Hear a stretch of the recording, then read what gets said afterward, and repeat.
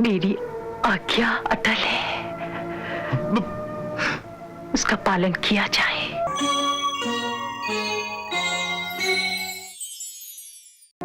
एक बात तो साफ है कि देवी ने केवल राजकुमार कृष्ण को बुलाने की आज्ञा दी है, तो हमें सबसे पहला कार्य तो यह करना चाहिए कि राजकुमार बलराम को शीघ्रातिशीघ्र वहां से निकाल कर किसी दूसरी जगह पर ले जाएं। इसे इतना सहज मत समझिए अक्रूर जी।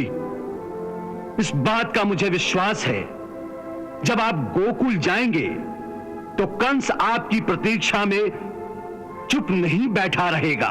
उसके सैनिक छुपे छुपे या खुले बंदों न केवल गोकुल को ही घेरा डालेंगे, बल्कि आप जिस मार्ग से आने वाले हैं उस मार्ग पर भी उनकी पूरी पूरी दृष्टि रहेगी, क्योंकि आप कृष्ण को लेकर भाग न जाएं।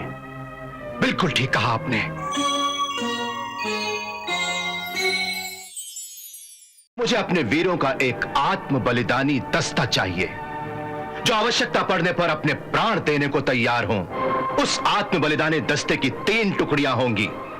पहली टुकड़ी राजकुमार बलराम और उनकी माता देवी रोहिणी को रातों रात गोकुल से निकालकर अपने गुप्त सैन्य शिविर तक पहुंचाएंगी।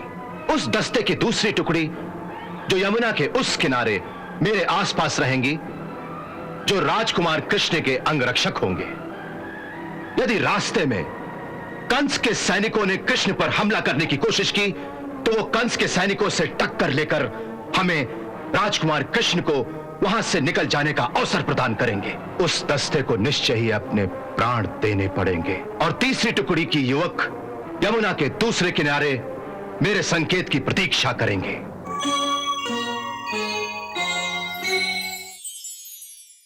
मेरी आज्ञा अटल है,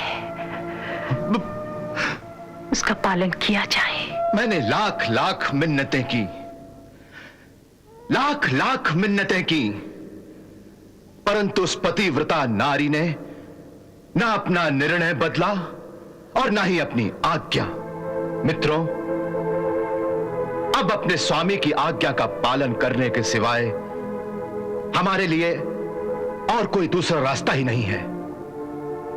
इसलिए मैंने आप सबको इस गुप्त स्थान पर बुलाया है कि शायद अब भी उस विनाश से बचने का कोई ऐसा उपाय हम सब में से किसी की समझ में आ जाए, जिससे आज्ञा का उल्लंघन भी ना हो और हम अपने राजकुमार के प्राण भी बचा लें।